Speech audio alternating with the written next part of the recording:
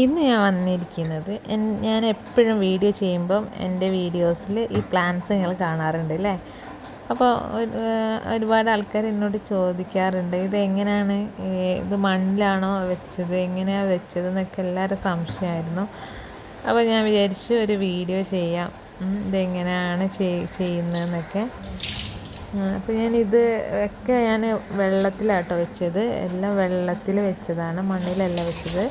അപ്പോൾ ഞാൻ വെള്ളത്തിൽ ഇങ്ങനെ സെറ്റ് ചെയ്ത് എടുത്തതാണ് കേട്ടോ. അത് ഐസ്ക്രീം മോൾഡാണ് കേട്ടോ. ഇത് ഇവിടെ കുറേ ഉണ്ടായിരുന്നു. അപ്പം ഞാനിത് എന്ത് ചെയ്യുമെന്ന് വിചാരിച്ചപ്പം ഞാൻ മണി പ്ലാന്റ്സിൻ്റെ കട്ടിങ്സൊക്കെ ഇങ്ങനെ എടുത്തിട്ട് ഇതിൽ വെച്ച് നോക്കി. അപ്പം ഇത് നന്നായിട്ട് ഉണ്ടാവുന്നുണ്ട്, നന്നായിട്ട് ഇതിൽ ബുഷായിട്ട് ഓരോ നോട്ട്സും കട്ട് ചെയ്ത് ഇങ്ങനെ വെച്ചപ്പോൾ അതിൽ ഇങ്ങനെ ഇലകൾ വന്ന് നന്നായിട്ട് ബുഷായിട്ട് വന്നു തുടങ്ങിയിട്ട്. അപ്പോൾ നല്ല രസമാണ്, ഇത് ടേബിളിലൊക്കെ സെറ്റ് ചെയ്യാൻ നല്ല രസമാണ്.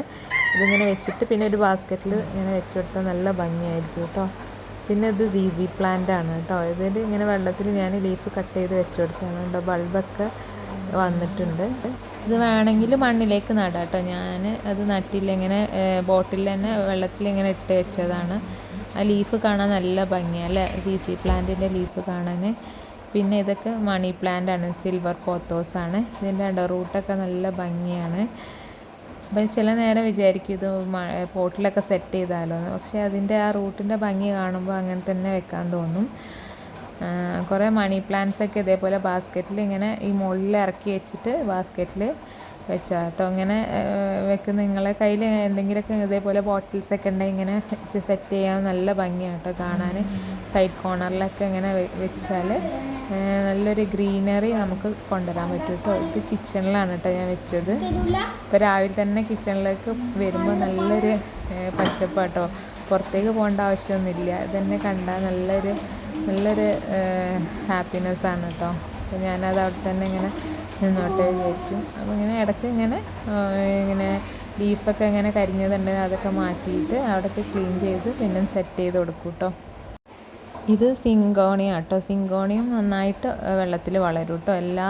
സിങ്കോണിയത്തെ എല്ലാ വെറൈറ്റിയും വെള്ളത്തിൽ വളരുന്നുണ്ട്. എൻ്റെ അടുത്ത് ഒരു 5-6 വെറൈറ്റി ഉണ്ട്. അപ്പം ഞാൻ 2-3 വെറൈറ്റി ഇപ്പം വെള്ളത്തിൽ വെച്ചപ്പം അത് നന്നായിട്ട് നല്ല ലീഫൊക്കെ നന്നായിട്ട് വരുന്നുണ്ട് കേട്ടോ.